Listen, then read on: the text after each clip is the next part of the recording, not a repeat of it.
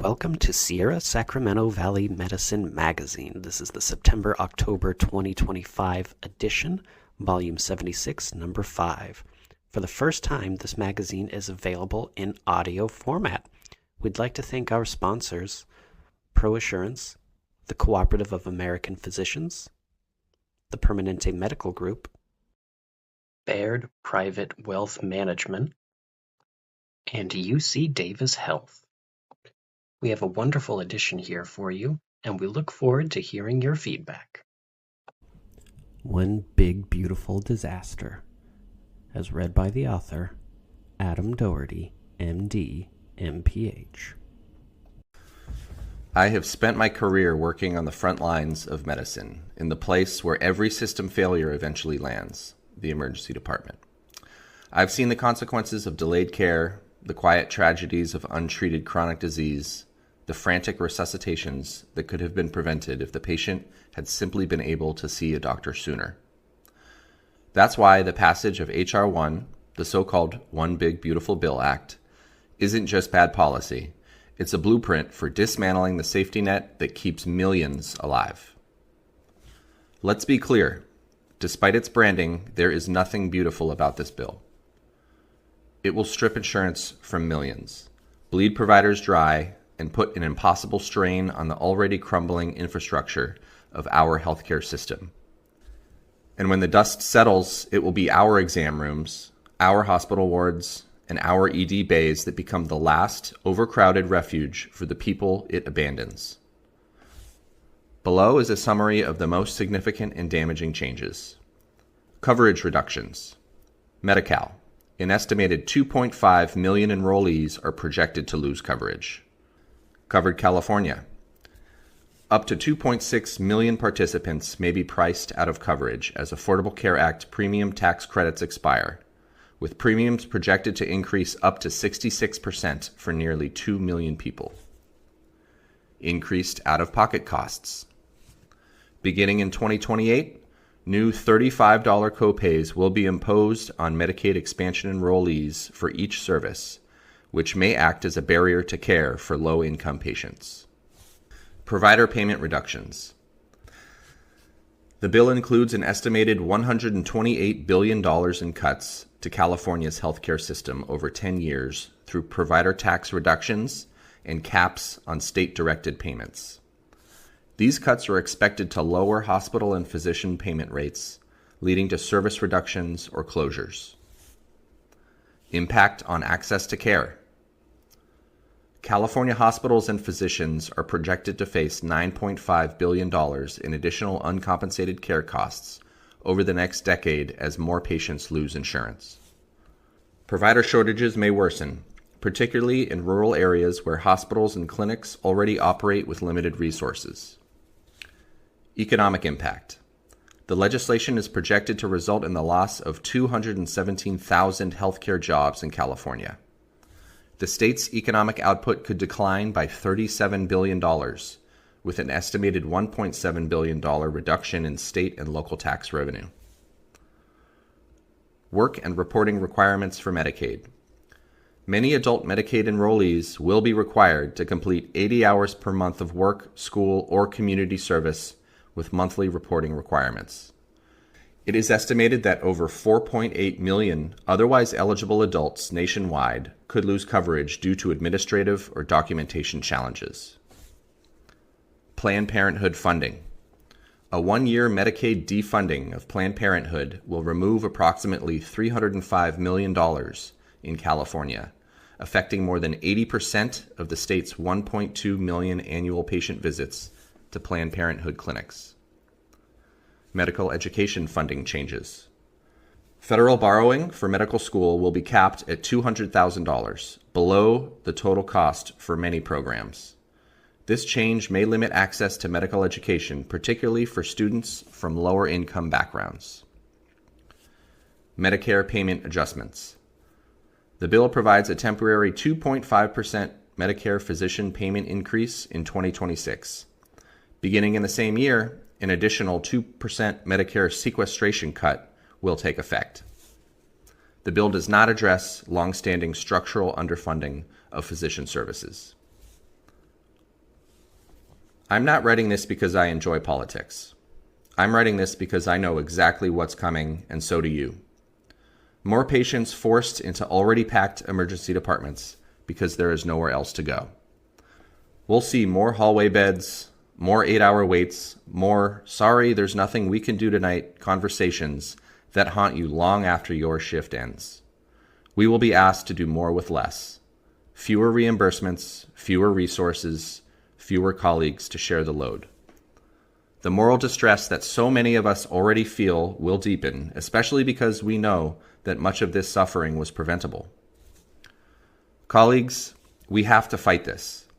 Not with a resigned sigh, not with a couple of angry tweets, but with sustained, coordinated advocacy. SSVMS and CMA are already mobilizing to reverse this disaster, and we need everyone in on this fight. We need to be in legislators' offices, in their inboxes, and in the public square. We need to tell the stories that make this more than numbers on a spreadsheet. We need to make it impossible for anyone to ignore the human cost of this law. And we need to look out for each other. Burnout will spike, frustrations will rise, but our patients need us clear-eyed and loud-voiced. The big beautiful bill is now the law of the land, but laws can be challenged, amended, repealed. History is full of policy reversals driven by sustained outrage, creative coalitions, and relentless advocacy. Because the truth is simple. When healthcare is gutted, people die. And as physicians, we know better than anyone what those deaths look like. I will not quietly watch this happen. Neither should you. The cream of the crop, SSVMS Annual Awards, as read by the author, Aileen Wetzel.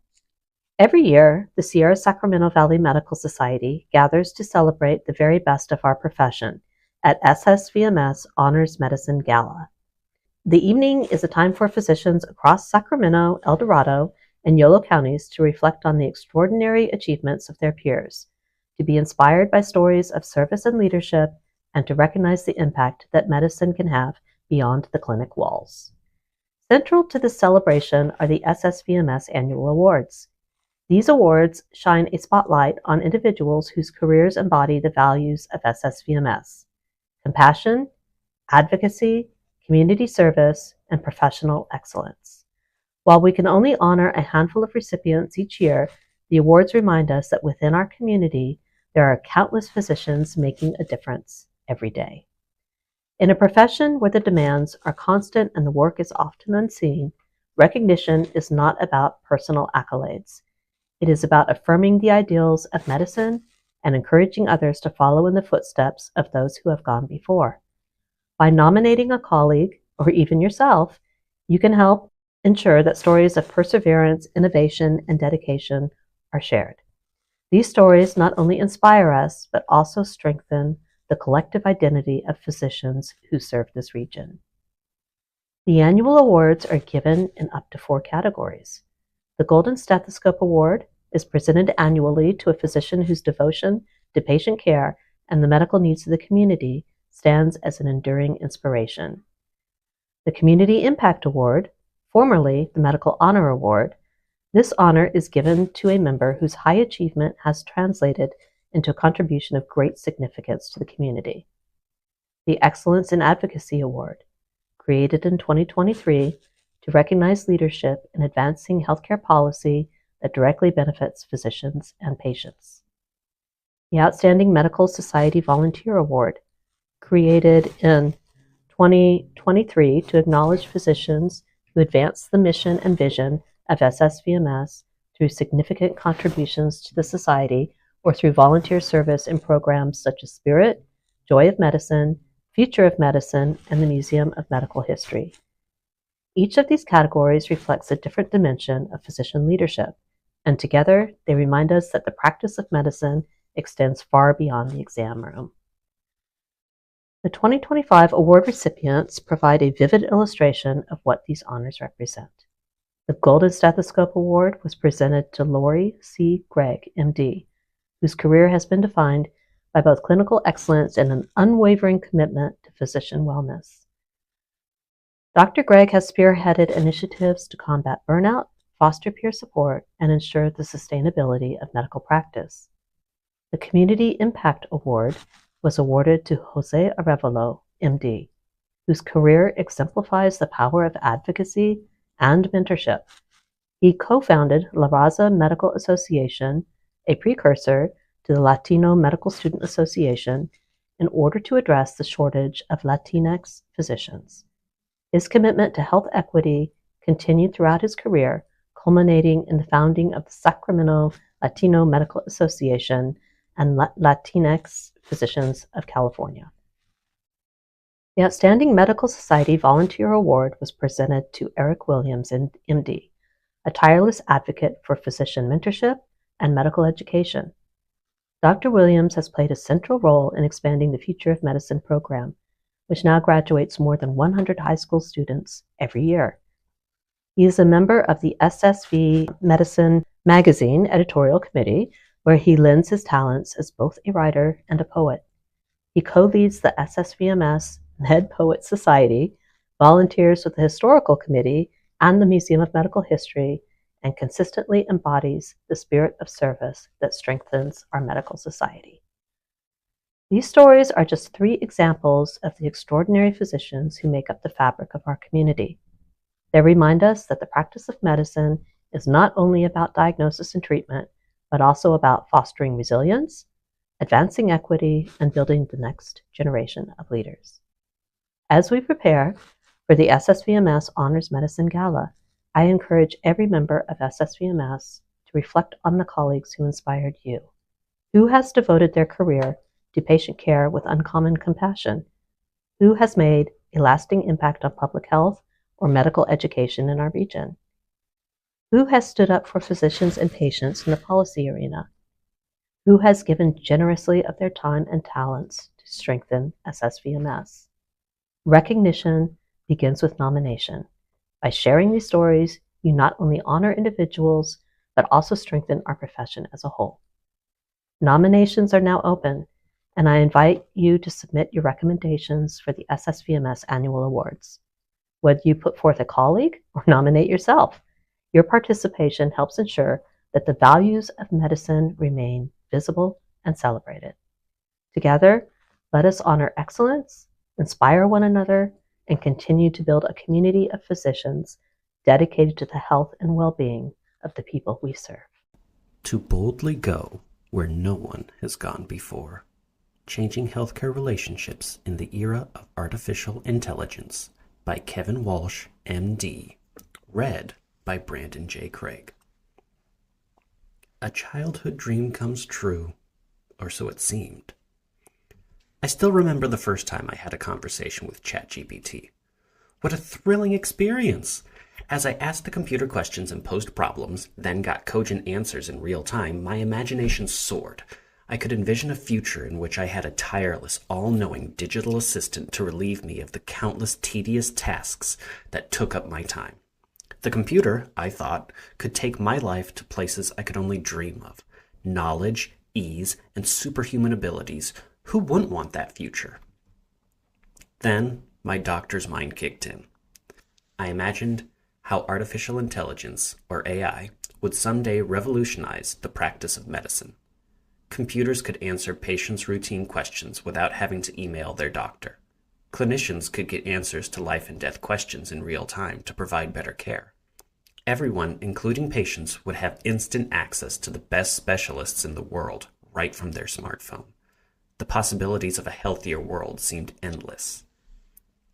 My next reaction transported me back to a memory from childhood.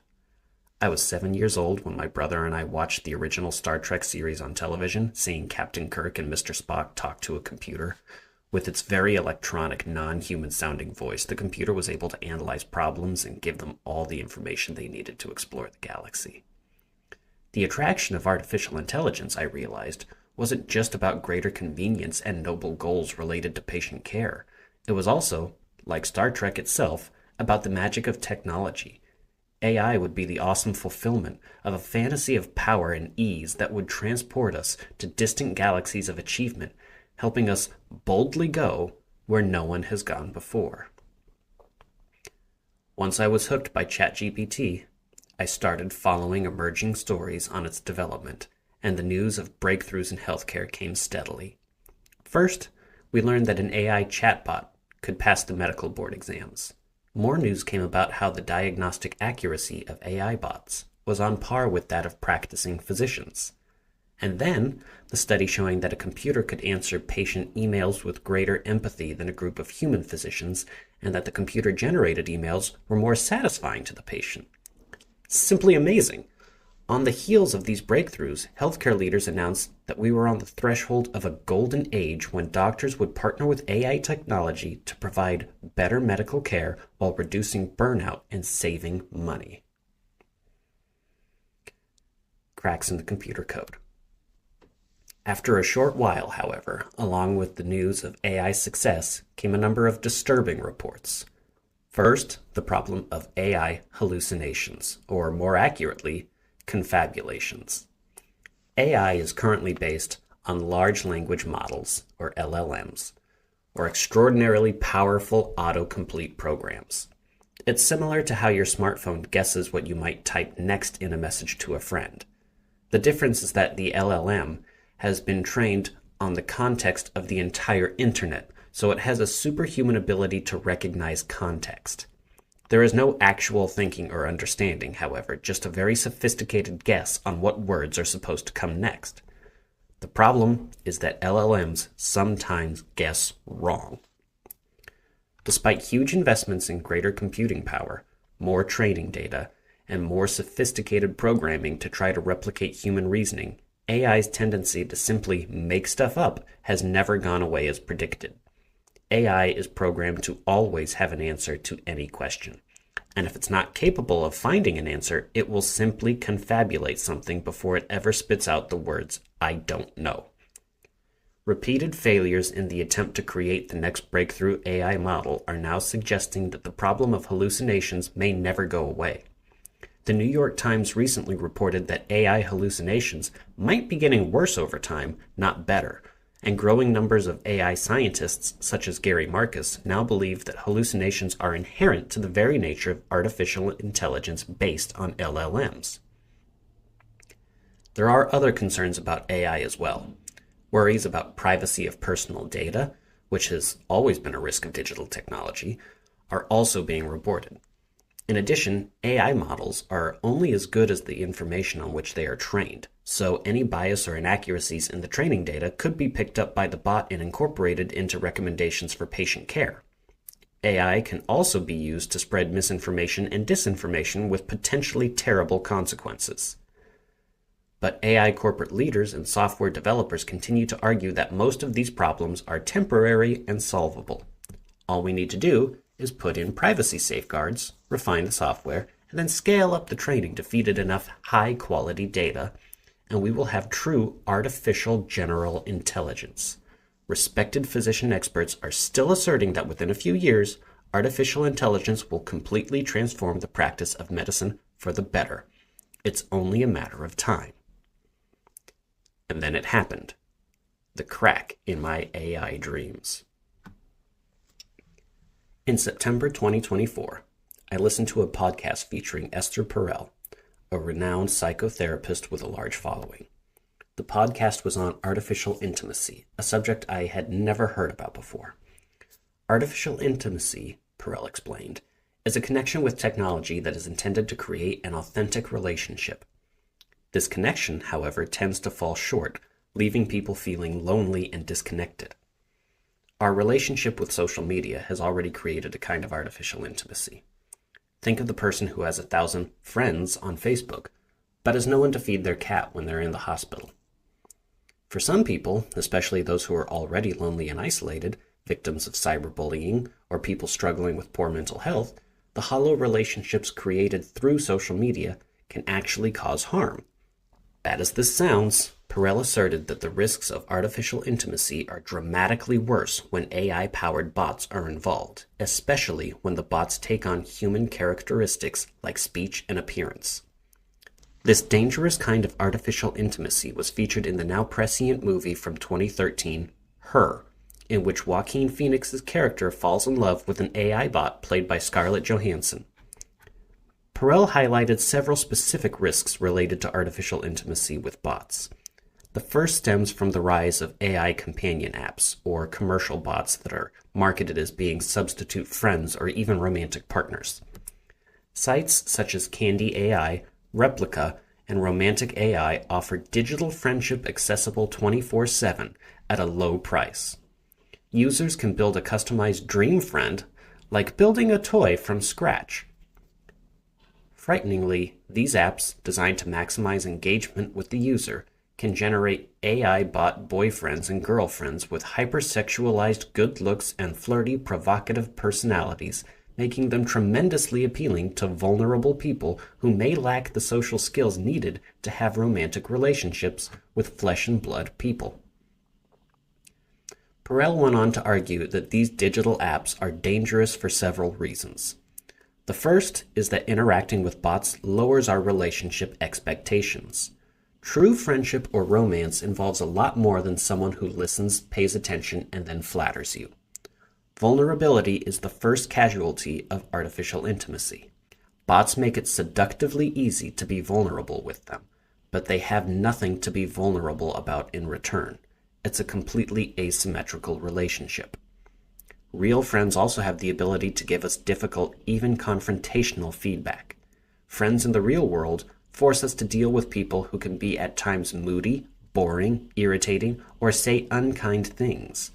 Relating to real people generates social friction that is a necessary and vital part of human connection.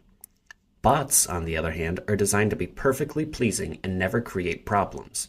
No tension, no conflict, no social friction. AI scientists now have a word for this servile nature: AI sycophancy.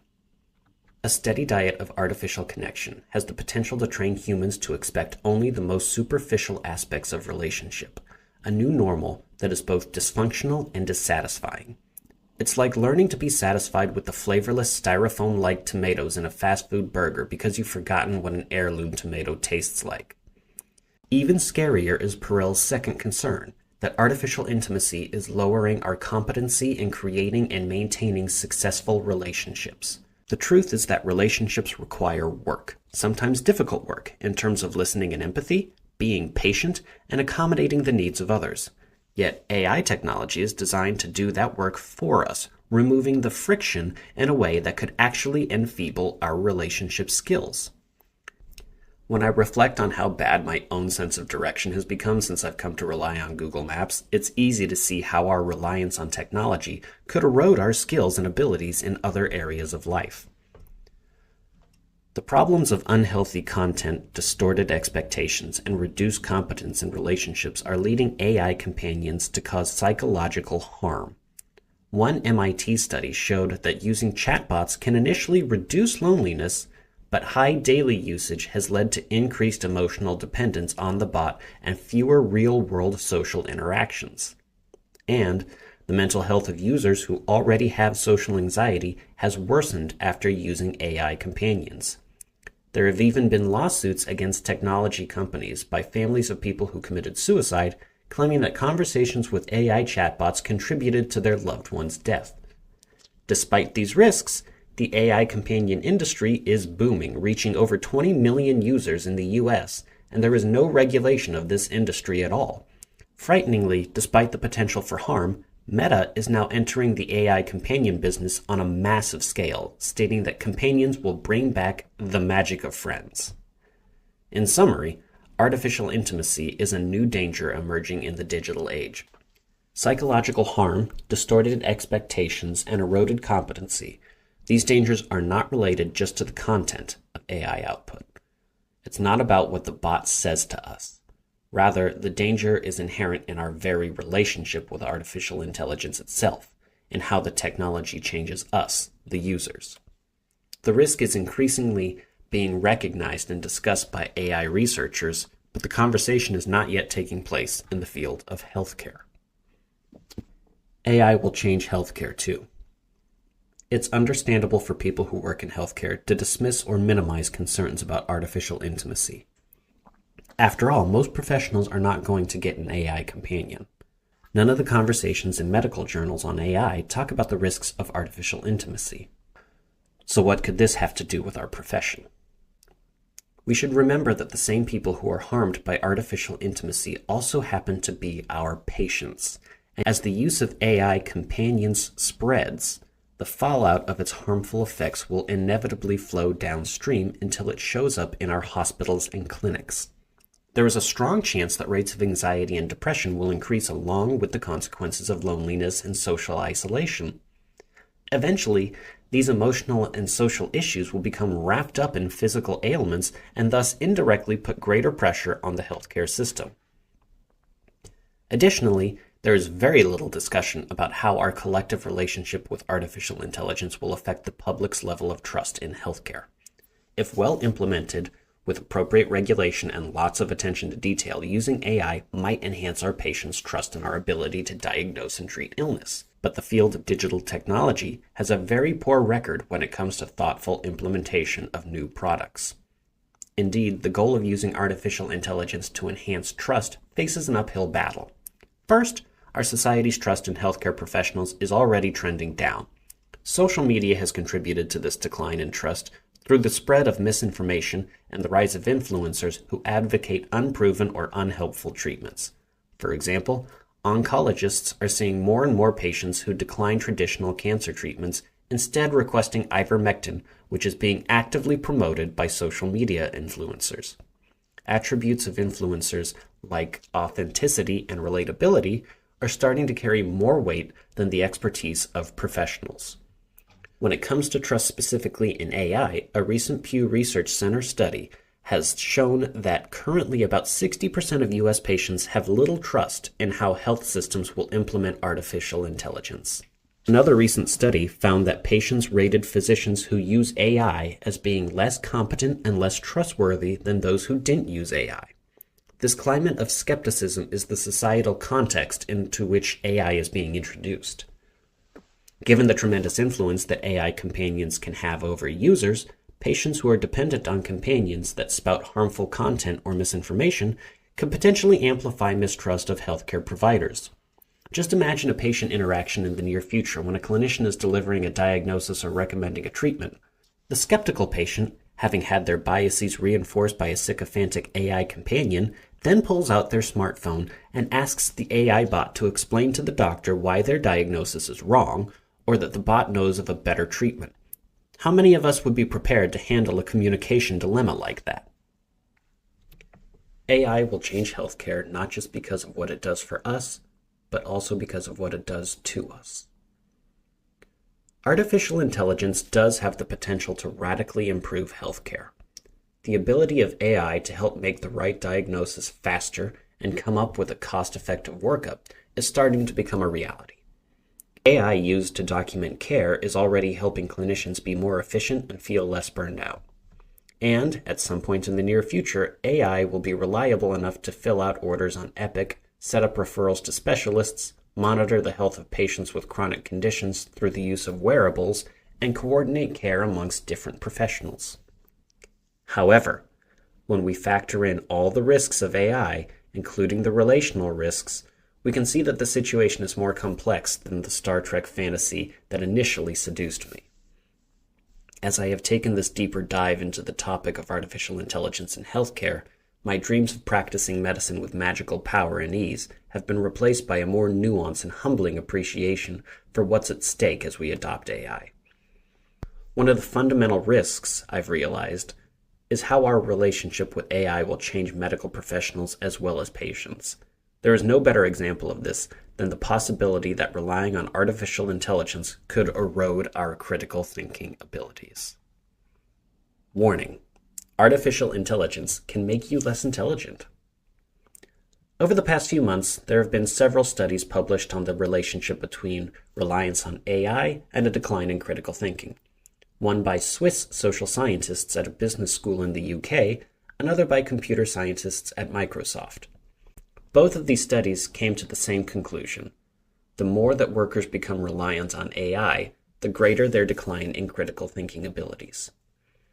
With nearly 700 managers and administrators participating in its study, the UK Business School looked at objective assessments of critical thinking as well as qualitative reports by study subjects. Starting from a definition of critical thinking as the ability to analyze, evaluate, and synthesize information to make reasoned decisions, they found that AI had variable effects on people. Those who used AI the most tended to be the younger, less experienced, less educated managers. On the positive side, AI helped those workers be more efficient by filtering out irrelevant information and highlighting important content. However, the more they relied on AI, the less they used their own critical thinking abilities to evaluate and use AI output. In practical terms, this means the heavy users simply used the AI output without much thought, reflection, or analysis. This was accompanied by greater cognitive offloading, meaning it removed some of the mental burden of their work. However, that relief came with a price: less critical thinking. Reducing the cognitive demands of medical practice. Isn't that something that every clinician dreams of? The very reason that AI is now being used extensively to help with clinical documentation, which can be incredibly draining for medical workers as they struggle to both listen to patients attentively and take detailed notes during each visit. In a business school study, the Microsoft researchers found that AI improved the efficiency and quality of work for workers with lower skills and less education. Additionally, they found that younger, less educated workers used AI more, with older, more educated workers relying on AI less. They came to a number of conclusions regarding harms from AI use that were very similar to those uncovered in the business school study. The more that people used AI routinely, the more confidence they had in it and the more reliant they became on it. Workers relied on AI because it powerfully reduced the cognitive demands of doing their job. That is, it made their jobs easier. The greater the reliance on AI, the greater workers' subjective experience that their critical thinking skills were being degraded. There were specific factors, moreover, that enhanced workers' perception that they were working at a higher level of critical thinking, such as greater confidence in their own knowledge and skills, believing that the task was both important and was risky, and perceiving that the task was their responsibility. Admittedly, business managers and knowledge workers are different from healthcare providers, and those in healthcare may be more protected by our strong sense that our work requires highly specialized knowledge and skills. But the potential for loss of critical thinking skills harkens back to Esther Perel's concerns about artificial intimacy. If becoming reliant on AI to fulfill our social needs reduces our social competency, then it's possible that reliance on AI for intellectual tasks could reduce our cognitive and/or professional competency. Over time, and as AI is used more and more for clinical tasks and decision-making, this threat will become more and more of a possibility, unless preventative steps are taken early on. Could artificial intelligence pose a threat to patient and clinician autonomy? Social scientists, philosophers, and ethicists who look at the impact of artificial intelligence on healthcare have raised another concern: how AI used for clinical decision support could affect the autonomy of both patients and clinicians. When patients come to us for care, they need more sound medical advice based on scientific research. If AI can provide us with more accurate and unbiased diagnosis and treatment recommendations, that would be a huge benefit. But patients come to us not just with their history, biology, and symptoms, they also bring their values, preferences, life goals, and their families with them. Clinical decisions that support the patient's autonomy are best made when a clinician presents understandable information to the patient that includes all the contextual factors, values, preferences, goals, and relationships, to come up with a solid treatment plan. Now, imagine a clinical case in the future. A patient presents for medical care. An AI-powered bot completes some of the work of taking a history. Simultaneously, an algorithm scrapes the medical record to produce a convenient summary. Then, it analyzes the patient's available social media data, evaluates their speech patterns and how quickly they type their response to patient messages, and then combines that information with the clinical data. On top of that, AI factors in risk based on the patient's genetic profile to come up with an accurate diagnosis and evidence-based treatment recommendation. When this happens, it will be revolutionary for patient care. What could possibly go wrong? This simple and optimistic scenario could be filled with pitfalls as well as opportunities. What if the patient doesn't trust the AI system and therefore does not give a full, accurate history? What if bias or misinformation has crept into the AI training data? What if the patient's problem is uncommon, or the AI database doesn't contain enough research to formulate a plan? Incorrect or limited data could lead to an inappropriate recommendation. An even bigger issue is what to do if the AI bot can't produce a rationale for the recommendation.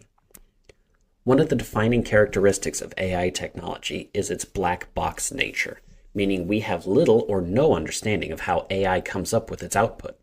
AI companies are now touting that their models have the ability to reason, which might make the rationale of their output understandable, but some experts are challenging this assertion. There is a growing backlash of computer scientists who doubt that we will ever be able to understand the rationale of current AI models when it comes to complex problem solving. But without understanding the rationale for the treatment plan, should patients just simply trust the computer? How many patients would trust a recommendation that neither they, their doctor, nor the computer could understand? These are clearly situations that demand human intervention. Yet, at some point in the future, our computers could know vastly more than the human medical professionals. What happens when clinicians are no longer capable of checking the AI output for accuracy or understanding the machines that are supplying the recommendations? Psychologists, social scientists, and ethicists, mostly people who work outside the AI industry, are starting to take this possible scenario very seriously, writing about the danger of double paternalism. This is a kind of paternalism between AI and clinician, where the human providers are simply passive messengers. It's also a paternalism between AI and patient, where scientific knowledge trumps everything else. This could lead to a phenomenon of computer knows best. A huge mismatch of knowledge combined with a lack of transparency could allow computers in the future to dominate medical decision-making at the expense of both clinicians and patients. Certainly, there might be times when the computer really does know best. But it's not hard to think of many examples where this would be a terrible strategy. Imagine an end-of-life scenario when an AI algorithm programmed to maximize lifespan encounters an individual patient who would prefer quality of life over quantity. The algorithm could put greater pressure on patients and families to agree to a treatment that they don't understand or even really want. If people put more faith in technology than their personal values and their own personal agency, it's very possible that we could do a disservice to our patients. No one is saying that this dismal future is our destiny, but it's our responsibility to build systems to ensure that human values and autonomy remain the priority. And to add yet another level of complexity, legal experts are raising the issue of who would be responsible for the medical legal consequences of an adverse outcome caused by AI output. Would the bot and its manufacturer be liable, or would the physician who approved of the treatment? Given how much protection large digital technology companies have had, it's hard to imagine that they would be held responsible. The burden may well fall on the shoulders of the human clinicians. This is a huge topic that could easily be the subject of a completely separate article. Reimagining our relationships with patients could be a starting point for a safer future with artificial intelligence.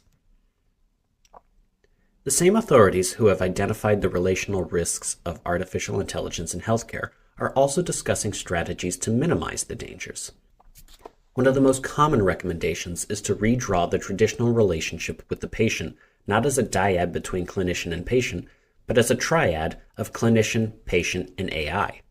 Humans would take priority in the triad and would also be responsible for managing it. Making this transition will require both a significant shift in our thinking and a willingness to deal with greater complexity. The change in thinking that will be required demands that we let go of part of our identity as clinicians.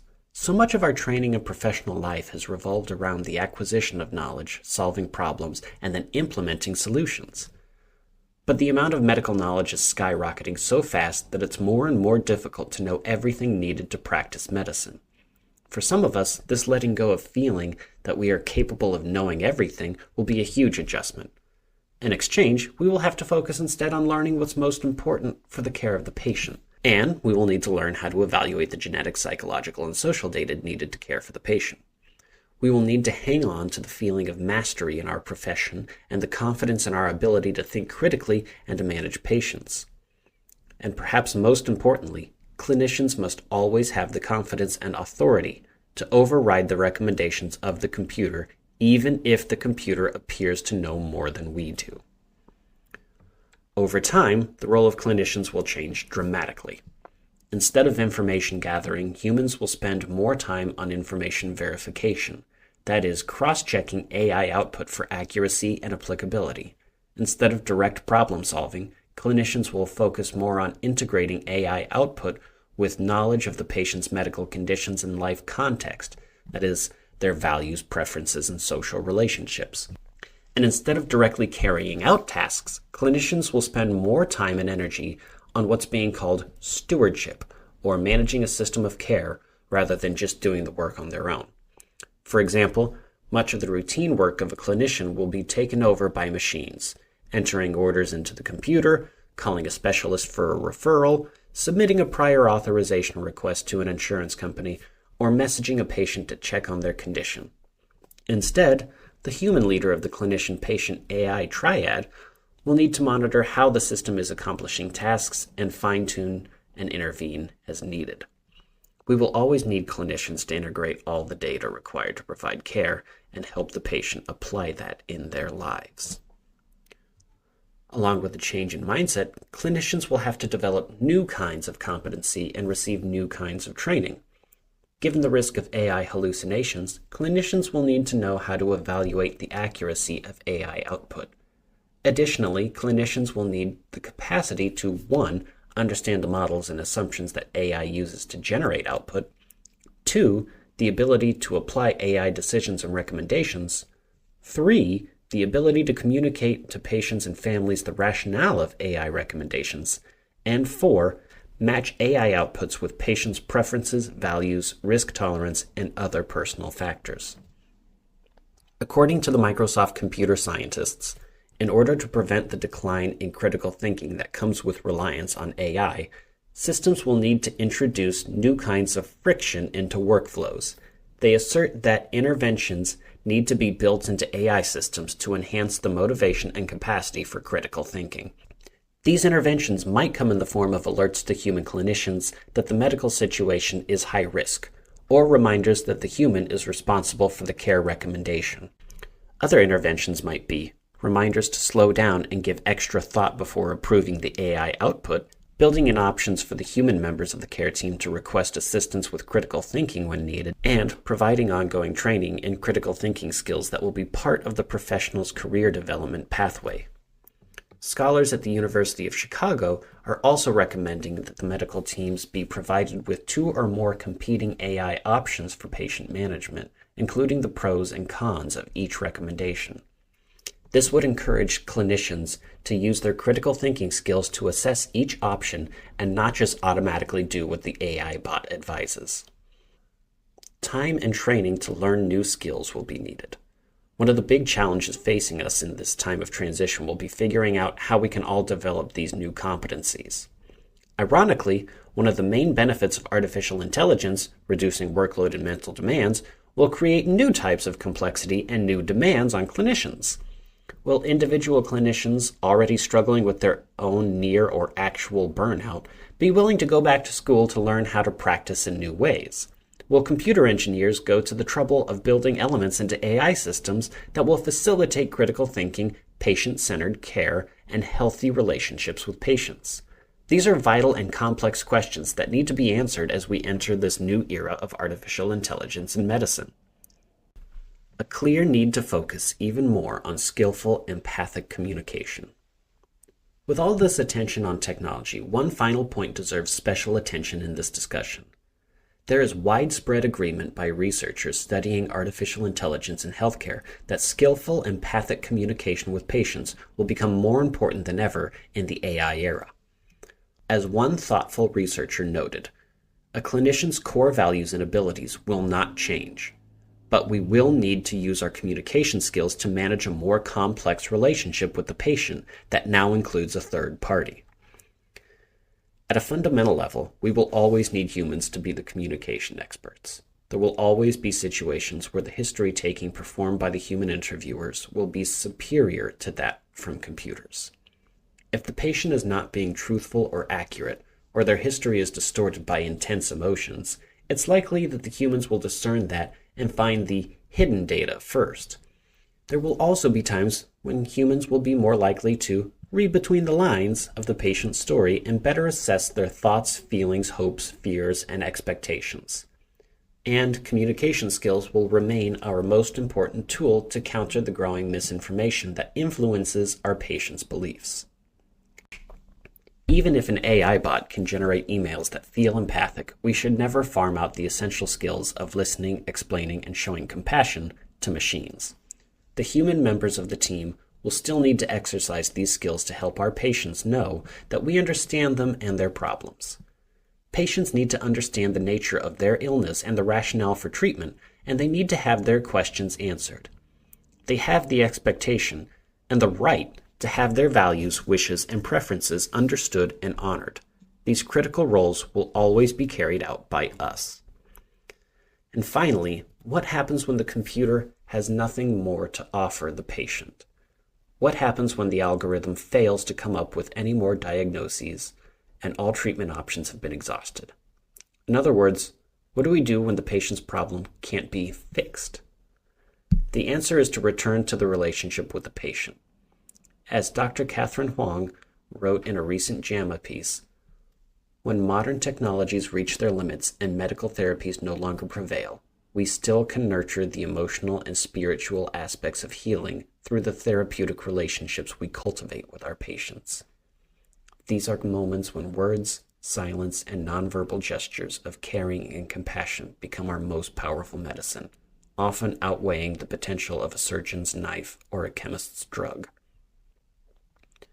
The only members of the team that can accomplish these essentials are the humans, and the only way we can do that is through excellence in communication. These are truths that technology will never change. Will we go forward boldly or blindly? There is tremendous excitement about the potential for good that can be accomplished by utilizing artificial intelligence in healthcare. AI promises to make healthcare more efficient and effective, and it even holds the promise of finding cures to a multitude of diseases. But before rushing to use new technology carelessly, we should remember a simple lesson from history. There has never been a major new technology that has not profoundly affected our species. Technology doesn't just do things for us, it fundamentally changes us. Domesticating horses didn't just help our ancestors carry more or travel further and faster. It resulted in a new class of elite warriors that led to the rise of large empires and massive concentration of social and economic power. The development of the printing press didn't just create written materials on a mass scale. It led to a transformation of society and a new way of thinking that we now refer to as the Enlightenment. Artificial intelligence will have no less of an impact on our species, and possibly more. We need to not just think about what AI will do for us, but also how it will change human psychology, our ability to think, and our social relationships. Having a realistic awareness of the pitfalls of AI, as well as the promises, will better prepare us to use it wisely. This awareness will help us navigate the challenging questions that will arise. Will AI companies incorporate appropriate safeguards into their software, or will they cut corners to maximize profit? Will regulators have the courage to set up helpful guardrails for AI and minimize the social costs, or will they give big tech a free rein? Will healthcare organizations use the technology judiciously and after thorough vetting, or will they implement it willy-nilly in an effort to get the upper hand on the competition? And will healthcare providers be willing to engage in the education and self-development needed to use AI wisely, or will they take the path of least resistance and use AI just to make life simpler and easier? Perhaps the worst-case scenario would occur if we all allowed ourselves to be naively seduced by this amazing magical technology. If we get emotionally swept up in Star Trek-like fantasies of power, excitement, and ease, we will probably suffer many negative consequences. The key will be to move forward boldly, but not blindly, where no one has gone before. Let us know what you think. Is AI going to be helpful or a hindrance to your practice? Why? Email your answers to Brandon J. Craig at bcraig That's BCRAIG at ssvms.org. And we'll publish them in the next issue of SSV Medicine magazine. An Atypical Book Review, written by Carolyn Giroux, MD, read by Brandon J. Craig. I'm usually not a big fan of book reviews, the ones to read or to write. For me, it feels like a pleonasm, adding words to an art form that should speak for itself, or a futile attempt to make a reader feel something that should rather be directly experienced. But for one book that I recently had the pleasure to read, I felt compelled to share my whole sensory emotional perspective upon entering the universe of its author. I am not really reviewing the book as much as processing my felt experience of it. I couldn't go to sleep without finishing the last chapters. I have been in complete awe of this first-time author's ability to transform his life after the hardships he endured. Gabriel Nadeau is a French-Canadian author and LGBTQIA+ advocate. The original version of Exorcisez, Sortez-moi de moi, Exorcised, Mom, I'm Gay, a 2024 memoir that is also Gabriel's first publication, is in French, and he is working on an English translation at the moment. I think many of you will find doors to enlightenment within the pages of Gabriel's story. Some of his experiences might resonate with you and perhaps break a sense of aloneness. Curiosity, admiration, and solidarity are what led me to buy Gabriel's book 3 months after its publication. The morning of its release, it was already sold out on Amazon, so I had to wait until I traveled to Quebec to find a bookstore that had it in stock. Without revealing too much about the book, let me say, for someone who claims to not like reading or writing, the someone being Gabriel, I find his book to be narrated in an exceptionally skillful way. I wish I could be good at things I don't like too. It was meaningful to obtain the book on December 30th as a ritual for the 13th and last new moon of 2024, and right before starting 2025. The next day, I got the author's autograph, because we spent New Year's Eve together. Gabriel is not any celebrity. I have known him since his infancy, because Gabriel is a beloved cousin. And on January 1st, I began reading Gabriel's offering to our world during my layover in Dallas. I was enraptured during the flight. This was something elevating about the story, one of survival, a gifted boy. Gabriel's gender fluidity and androgynous traits were shamed and condemned when he was growing up. I had heard the story in bits and pieces over the years, but this time it was enlightening to hear it approached in such a cohesive way. Gabriel, a ballet prodigy, beautifully calls what I consider the highest form of art, poetry of the body. His whole being is pure poetry, I recall thinking later. His journey is a succession of enactments by various archetypes: victim, orphan, wanderer, creator, magician.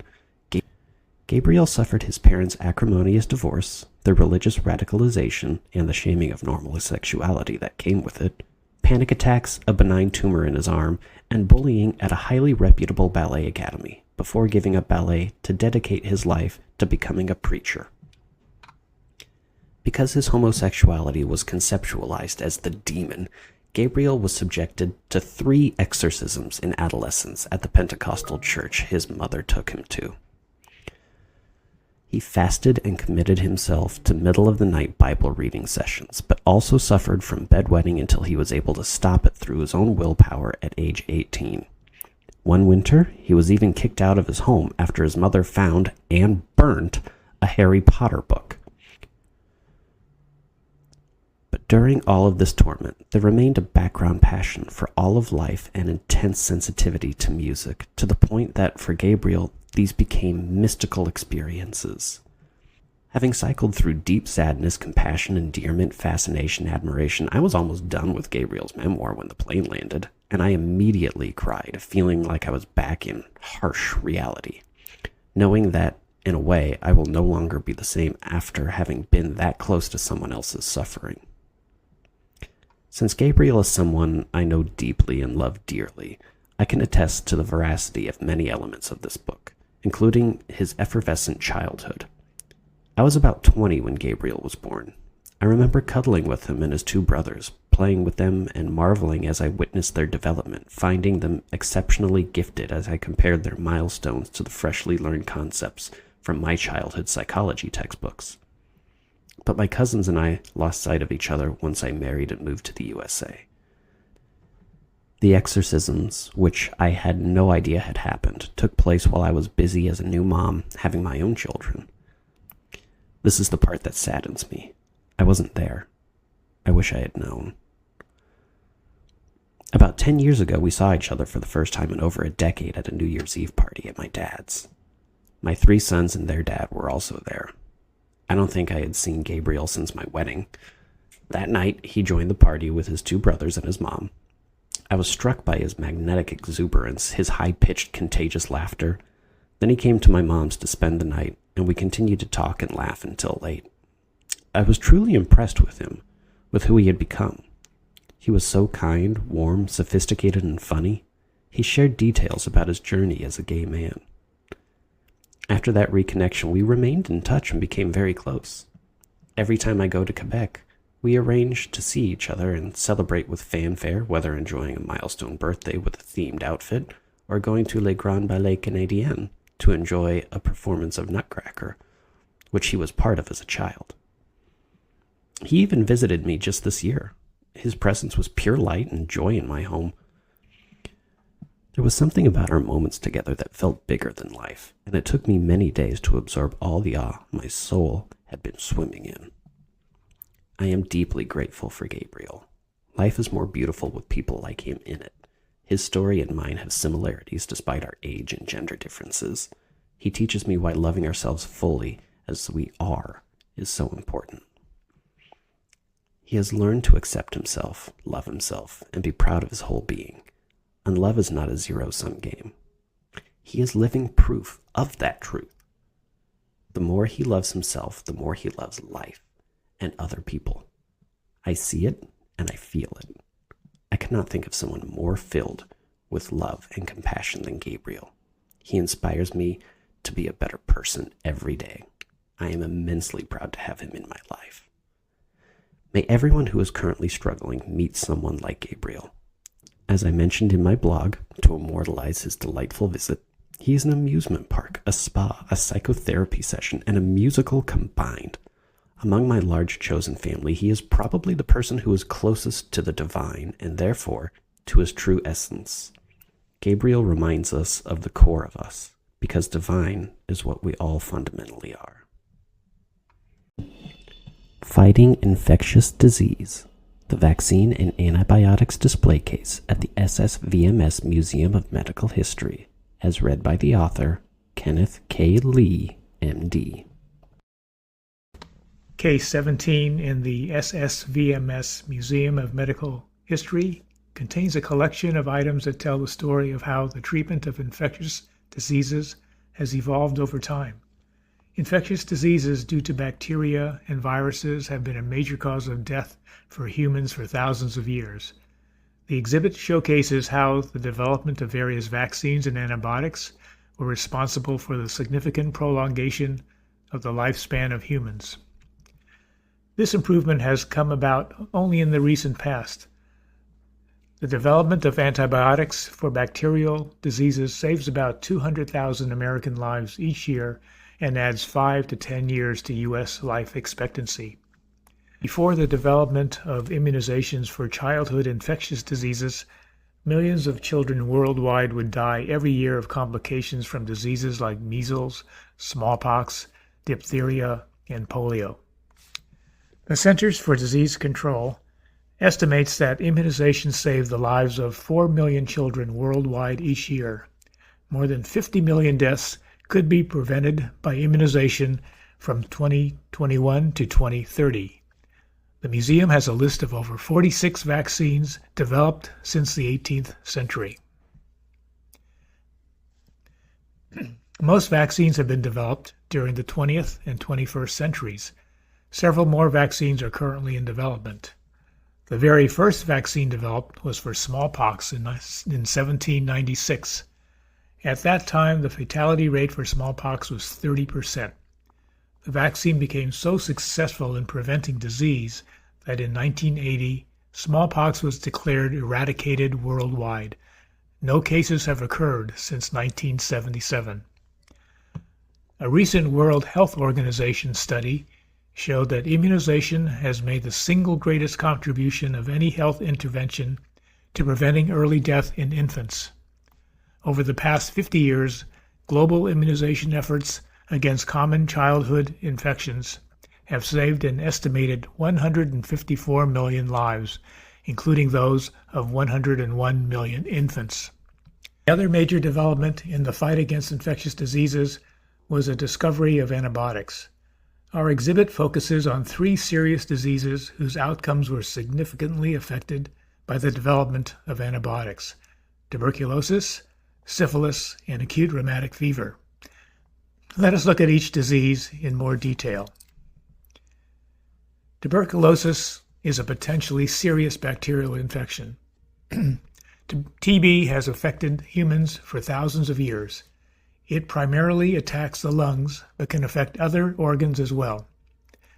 Every year, 10 million people fall ill with tuberculosis worldwide, with 1.5 million dying.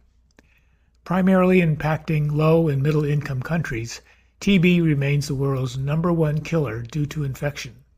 It is estimated that 1/4 of the world's population has been infected by TB. However, most infected people do not develop active disease. This population is said to have latent infection. People with active infection, especially of the lungs, can potentially transmit the disease to others through the air when they cough. The museum has several items on exhibit that focus on TB. Before antibiotics were available, the treatment of TB relied mostly on common sense advice. One was advised to see a doctor, get plenty of rest, eat good food, and seek sunlight and fresh air. To lower the risk of contracting TB, one was also told to avoid intemperance and other excesses, closed spaces, overwork, crowded sleeping conditions, exposure to smoke and dust, and mouth breathing. Through our photographs, our exhibit highlights the use of sanatoriums in the early treatment of TB. These facilities provided patients with rest, good food, sunlight, exercise, and fresh air recommended before the advent of antibiotics. In the Sacramento area, patients had access to the Colfax Sanatorium and School for tuberculosis, as well as the Weimar Joint Sanatorium. Opening its doors in 1919, the Weimar facility transitioned to a general medical center in the 1950s, finally closing in 1972. There is a video on our museum website that provides further insight into life in a sanatorium. The exhibit features an example of a surgical device that doctors use to induce the pneumothorax in patients with active TB of the lung. It was used to inject air into the chest cavity, causing an increase in intrathoracic pressure that led to the collapse of the infected part of the lung. This cuts off oxygen supply to the diseased lung, impeding the growth of the TB bacteria. Following this procedure, patients would often show improvement in their infection. The population also had to be screened for TB, a process the exhibit illustrates. Technicians would drive mobile X-ray trucks through neighborhoods to administer chest X-rays. They also used a skin test to screen for exposure, placing a small amount of inactivated TB material under the skin with a syringe. If a red bump of a certain minimum size developed at the site of injection after 72 hours, the test was considered positive for exposure to TB. Further evaluation was then required to rule out latent versus active infection. The final portion of the TB exhibit features antibiotics that, once developed, allowed doctors to treat and cure many patients. Case 17 also highlights syphilis, another important infectious disease. Syphilis is thought to have originated in the Americas and been introduced to Europe in the late 15th century, possibly by crewmen from the ships of Christopher Columbus when they returned home. This sexually transmitted disease caused terrible epidemics across Europe, becoming widely stigmatized and feared. A proverb appeared in the late 1400s concerning syphilis. For pleasure, 1,000 pains. Persons from all walks of life and from every social class were affected, including luminaries like Keats, Oscar Wilde, Casanova, Monet, Paul Gauguin, Vincent van Gogh, Beethoven, Ivan the Terrible, Henry III, Henry VIII, and Al Capone. Syphilis can cause severe symptoms, spread rapidly, and be potentially fatal if not treated. It presents in 3 different stages: the primary sore, the secondary rash, and the tertiary form where it can spread to various organs. Congenital disease can also occur. In 1905, researchers found that syphilis was caused by a spirochete called Treponema pallidum. Within a year, Dr. Carl Landsteiner began using dark field microscopy to detect the presence of the syphilis spirochete. A dark field condenser was attached to a regular microscope, allowing a patient sample to be inspected for the bright appearance of the corkscrew-shaped syphilis bacteria. Our exhibit illustrates how this was done. Early pre-antibiotic treatments for syphilis included many New World plants. Mercury was tried and had some effect, but came with many harmful side effects. Then in 1908, Dr. Paul Ehrlich discovered that arsphenamine, also known as salvarsan, was an effective treatment for syphilis. Considered the first modern antimicrobial agent, salvarsan marked the beginning of the age of chemotherapy for infectious disease, with the discovery also winning Dr. Ehrlich a Nobel Prize in medicine. A safer arsenic compound, neosalvarsan, was subsequently developed. However, it wasn't until the discovery of penicillin in the 1940s that doctors finally found a safe and effective cure for syphilis. The discovery of penicillin also led to the end of the rheumatic fever era in the United States. The third infectious disease featured in our exhibit, acute rheumatic fever, was the leading cause of death for children in the United States in the 1920s. 100 years ago, more pediatric beds were occupied by children with rheumatic fever and rheumatic heart disease than all other infectious disease combined, according to Dr. Stanford Schulman, a professor of pediatrics at Northwestern Medical School. The major symptoms of acute rheumatic fever include carditis, which is inflammation of the heart, subcutaneous nodules, or lumps under the skin, polyarthritis, which is aching of multiple joints, chorea, which is involuntary jerky movements of the hand and feet, and erythema marginatum. These are bright pink or red circular lesions that occur on the skin. These manifestations are due to an autoimmune reaction that occurs after an infection with group A Streptococcus bacterium. Prior to the antibiotic era, the incidence of acute rheumatic fever was 28.5 cases per 100,000 children. The rate in the United States is now much lower, below 2 cases per 100,000 children.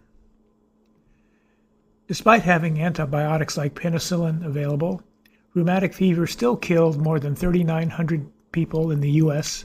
in 2021, with rheumatic heart disease killing an estimated 380,000 people worldwide in the same year. The development of a streptococcal vaccine would be a major advancement toward eradicating rheumatic fever and rheumatic heart disease. In addition to these discoveries, our exhibit features a shelf containing the bark of the cinchona tree, a natural product found to be useful for treating another common infectious disease, malaria. As discovered by people native to Peru, cinchona tree bark contains quinine, an effective treatment for fevers. Since malaria was a common cause of fever in that part of the world, quinine became the go-to treatment for malaria. The Jesuit priest brought quinine to Europe during the 17th century, where it also found use as treatment for fevers due to malaria. We live in a world full of bacteria, viruses, and fungi. Some of these organisms can cause illness and death. Over the past 150 years, human ingenuity has led to the development of antibiotics and vaccines to fend off harmful organisms. The benefits are longer and healthier lives for most of us. Our infectious disease exhibit includes just a small sample of the many antibiotics developed since Ehrlich's discovery of salvarsan. As a species, we also have a pretty good record when it comes to developing effective vaccines. It is important for us to continue to support research that leads to new antibiotics and vaccines, as new infectious agents can be expected to appear and existing agents can develop resistance to current treatment regimens. Beyond the Firehose, the importance of self-care during medical school. As read by the author, Jared Pagal. Medical school is often described as drinking from a fire hose, and I found that description painfully accurate. Before starting, I was eager and motivated, but uncertain about how I would balance the demanding workload with taking care of myself. After almost 3 gap years, the thought of becoming a student again, and facing the fire hose, made me nervous. I scoured online med student forums for advice to ease my anxiety. Spoiler, this didn't help much. But I reminded myself that there was a reason I got accepted. I can do this. I just hadn't realized that making time for myself would become crucial to not only surviving, but thriving during my first year. That pressure to keep pushing, to give everything without stopping for rest or reflection, wasn't new to me. Growing up, I watched my mom, a dedicated family physician, spend long days seeing patients, with evenings and weekends used to catch up on charting and administrative tasks. And any free time was devoted entirely to her kids and family. Rarely did she ever take moments just for herself. This selfless mindset was deeply ingrained in me from an early age. I know this sentiment is pervasive throughout medicine, where the culture often glorifies sacrifice and self-denial. Once classes began, I quickly realized that the endless studying, volunteering, and other responsibilities left little time or energy for self-care. Unlike a typical 9-to-5 job, being a student means that there's always something more to learn or do. The perfectionist in me convinced myself that any time spent away from studying was time wasted, and guilt followed every break. This brute force mindset helped me scrape a pass on the first graded exam, but at what cost? My relationship with my partner began to feel the strain. I stopped cooking, something I really enjoy, and relied more on frozen and processed foods to save time. I felt physically stagnant and noticed my focus slipping. Something needed to change. After feeling increasingly drained and stressed, I knew I had to prioritize my health and well-being. I drew motivation from wellness events held at my school, where I learned the importance of a balanced diet, regular exercise, and adequate sleep. I shifted my mindset about school, making peace with the infinite to-do list and choosing to celebrate what I accomplished rather than dwell on what I couldn't finish. To support these changes, I began meal planning and tracking my nutrition, using a health insurance-sponsored app paired with a continuous glucose monitor and a virtual coach. I also started an exercise routine, gradually going to the gym a few times a week for cardio before adding resistance training. As my understanding of nutrition deepened, I began incorporating more vegetables and protein and cutting back on starches and ultra-processed foods, connecting these habits with the biochemical pathways I was studying in class. Over time, my body felt stronger, my focus sharpened, and my mental health improved. Planning quality time with my partner also became an essential part of my self-care, providing emotional support and something to look forward to each week. Volunteering at a student-run clinic reinforced the importance of these habits. Many patients struggled with chronic conditions like hypertension and diabetes, and I empathized with the challenge of managing disease through diet and lifestyle changes. These tangible experiences strengthened my commitment to maintaining my own health while pursuing a demanding academic path. Beyond the biochemical pathways, disease mechanisms, and anatomy and physiology I've had the honor to study this past year, one lesson has impacted me the most. Building sustainable habits changed how I structure my time and meet the demands of medical school, with clarity and resilience. I've learned that setting aside time for myself isn't something to feel guilty about. It's a necessary and productive outlet for stress and burnout prevention. Starting my day with one healthy decision, a workout, a balanced meal, or even just mindful breathing, often sparks a domino effect of positive, proactive choices throughout the day. Looking ahead, I'm excited to explore how nutrition, movement, and intentional living can support both patient care and my own growth as a future physician. While the firehose of medical training may not slow down, I've learned that I can. Choosing to pause and care for myself has helped me to stay present. I hope more of us come to see that tending to our own well-being is essential to sustaining the care we give to others. Arc of a Surgeon, a poem, written by Jon R. Davids, M.D., read by Joanna Roberto. Ruthlessly selected, predisposed by disposition, nurtured by training, encouraged by profession. Early in the journey, hubristic default mantra, don't just stand there, do something. Further on down the road, a series of victories and defeats follow the inevitable collision between theory and practice. Only a few will learn to truly open their eyes, ears, and heart, embracing triumph and disappointment with never-ending opportunities for reflection. By the end of the journey, a deeper level of awareness. Don't just do something, stand there. What I Would Change in Medicine, Creating Equity and Functionality in Access to Care, by Raminder Gill, M.D., read by Brandon J. Craig. After decades in medicine working primarily as a hospital-based physician, I've come to a sobering realization. Much of the suffering I witness in the hospital isn't just due to illness. It's due to the fractured structure of our healthcare system. If I could change one thing in medicine, it would be to create true equity and functionality in access to care. We've made progress since the early 2000s. Thanks to the Affordable Care Act, I see far fewer uninsured patients than I did earlier in my career. But what we have now is coverage in name only for many. I regularly treat patients who technically have insurance but can't get the follow-up care they need.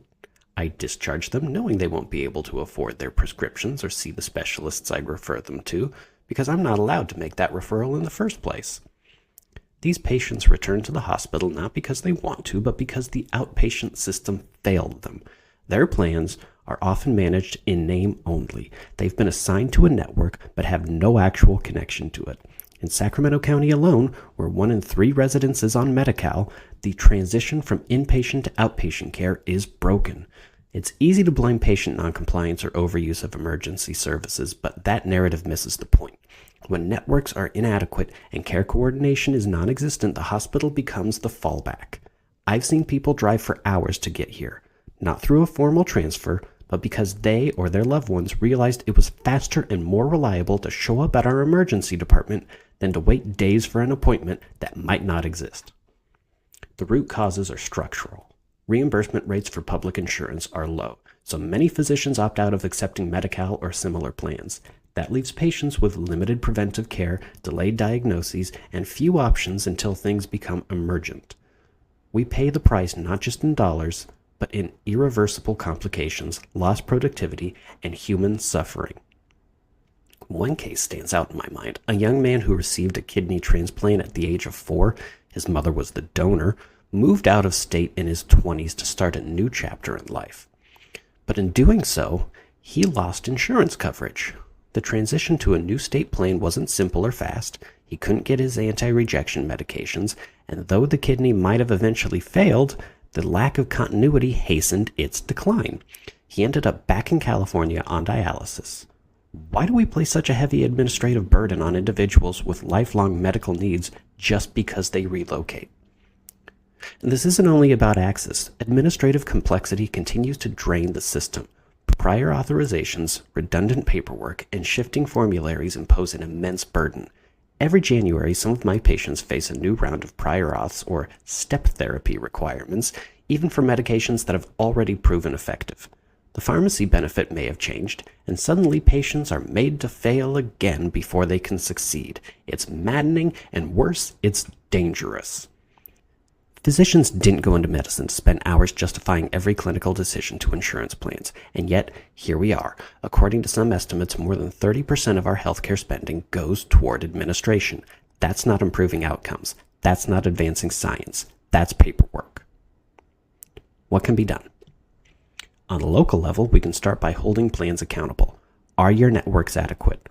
What support do you provide for high-need patients? Managed care should mean more than assigning a member to a system. They should actually be able to use it. Policies like Proposition 35, supported by organizations such as SSVMS and CMA, are a promising step toward strengthening Medi-Cal and ensuring more consistent coverage. But ongoing uncertainty about federal matching funds and a tendency toward austerity in public health programs makes progress tenuous. At the very least, we must push for greater transparency in insurance plan structures. Patients should know what their plan covers, and providers should be empowered to deliver care without navigating a maze of restrictions and delays. And above all, we must remember that the system should serve patients, not the other way around. The burden of navigating insurance, appealing denials, or proving the need for life-sustaining medication shouldn't fall on those already struggling with their health. I've been practicing long enough to remember paper charts and handwritten notes. While electronic health records have improved many aspects of care, they've also introduced new forms of friction. The good news is that advocacy at the local, state, and national level has led to some relief in documentation requirements. That's a sign that change is possible. Ultimately, we as a people need to recommit to the idea that healthcare is a public good, not a privilege based on employer, zip code, or administrative literacy. Because in the absence of good health, all other efforts, education, work, family, are compromised. We can't fix everything overnight, but we can start by acknowledging that the system we have is too complex, too opaque, and too punishing for too many. And we can continue to use our voices not only at the bedside, but at the ballot box, in the boardroom, and in every space where decisions about care are made. Finding balance in nature. How travel and the outdoors help me prevent burnout, as read by the author, Shideh Chinichian, MD. As a physician, wellness advocate, and member of the Joy of Medicine Advisory Committee, I understand firsthand the demands of our profession. Long hours, emotional intensity, and the constant push to do more can leave even the most passionate among us drained.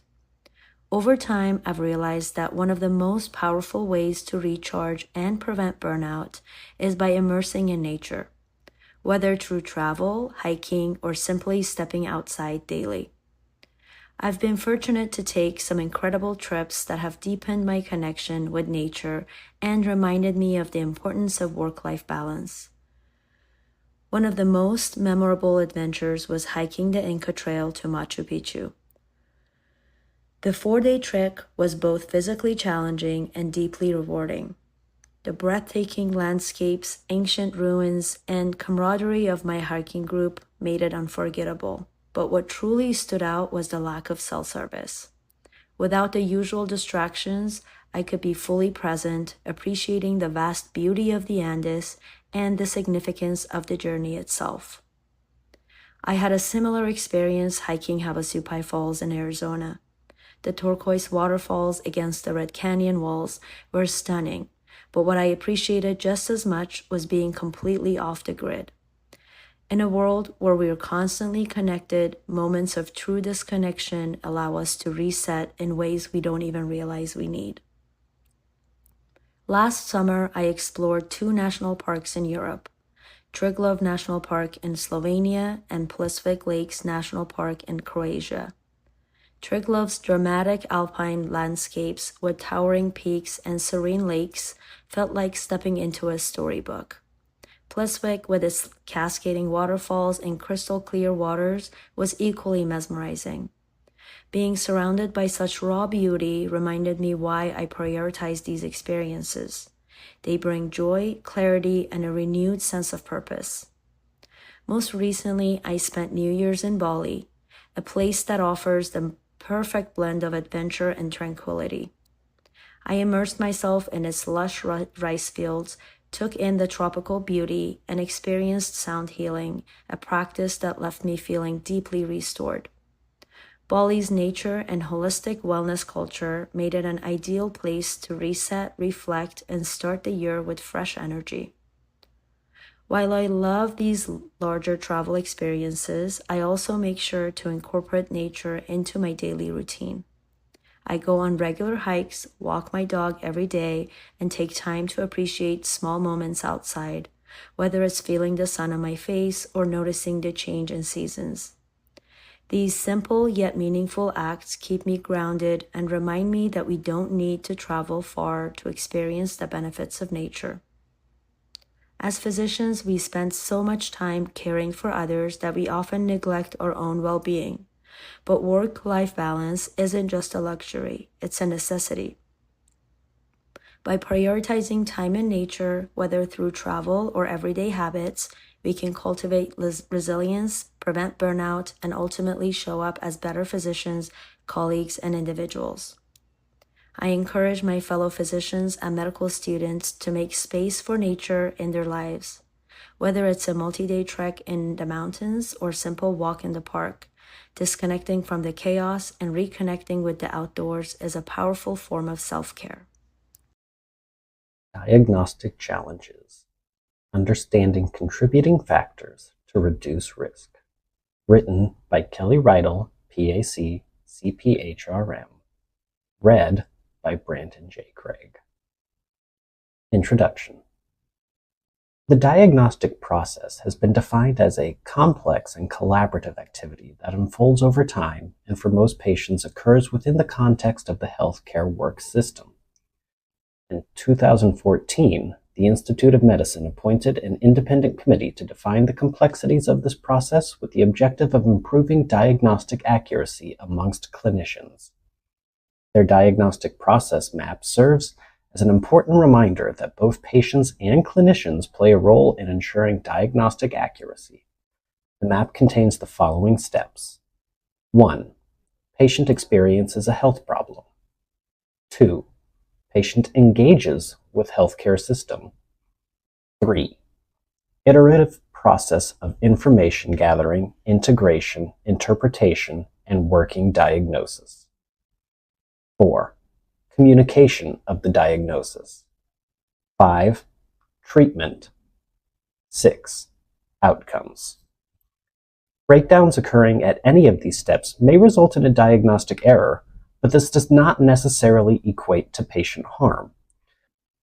The definition of diagnostic error varies, but according to the National Academies of Sciences, Engineering, and Medicine, it is the failure to A. Establish an accurate and timely explanation of the patient's health problem, or B. Communicate that explanation to the patient. In the primary care setting, studies suggest that there are multiple causes of diagnostic errors, but that cognitive errors stemming from mental processing and bias are the most common. Cognitive bias contributes to delayed diagnosis. Communication is a vital element of patient care and can impact both patient compliance and medical professional liability risk when breakdowns occur. Common themes observed in malpractice claims include physicians failing to adequately educate or warn patients on the importance of a test and patients failing to listen or comply with the recommended test. A study investigating lessons learned from diagnostic errors in primary care found that the most common pathway leading to error was the assignment of common benign diagnoses to patients with uncommon serious conditions. Consider this concept as the details of this case study unfold. December 12, 2013. A 35-year-old patient with a history of irritable bowel syndrome, acid reflux, obesity, recurrent ear infections, and multiple ear surgeries in childhood presented to his family medicine clinic with a complaint of ear pain and shortness of breath on exertion. An EKG and urinalysis were obtained and were both normal. He was prescribed azithromycin and instructed to return in the morning for fasting blood work. A hemoccult test was provided along with instructions to return the card in 3 days. The patient's lab results revealed anemia, and additional testing revealed iron deficiency. He was prescribed iron and told to follow up in 1 month for repeat labs. May 6, 2014. The patient presented for follow-up regarding the iron deficiency anemia and for refills of omeprazole. Repeat labs were drawn to evaluate the anemia, and these labs revealed continued iron deficiency. The results were relayed to the patient over the phone. He was instructed to continue the iron replacement and return the Hemocult cards. 4 days later, the patient returned 1 of 3 Hemocult cards, and this was negative. December 12, 2014. The patient presented with complaints of worsening anxiety and depression and for refills of omeprazole. At this visit, he explained he was having difficulty sleeping, had lost his appetite, and had no energy.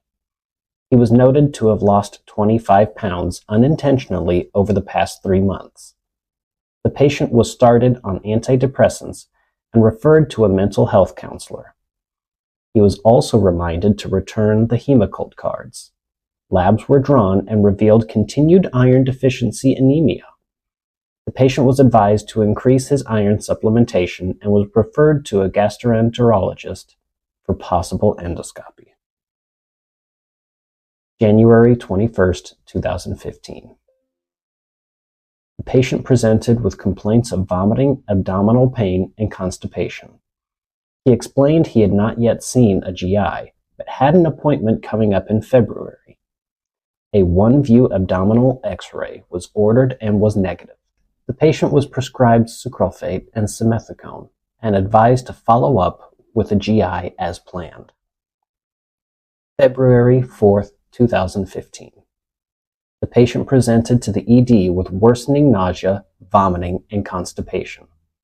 A CT scan of the abdomen and pelvis was obtained and revealed a 6.3 centimeter constricting lesion in the ascending colon in the region of the hepatic flexure with adjacent enlarged lymph nodes.